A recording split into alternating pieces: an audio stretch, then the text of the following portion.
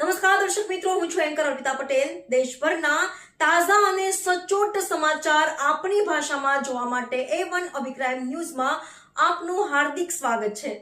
હવે જોઈએ મુખ્ય સમાચાર। ગાંધીધામના મીઠી રોહર ખાતે સરકારી જમીન પરથી ગેરકાયદેસર દબાણ આરોપી કાસમ રાજાત્રાયા દ્વારા બનાવેલા લોજના 2 રૂમો સ્વેચ્છાએ હટાવાયા। આશરે ₹20.28 લાખની મિલકત મુક્ત।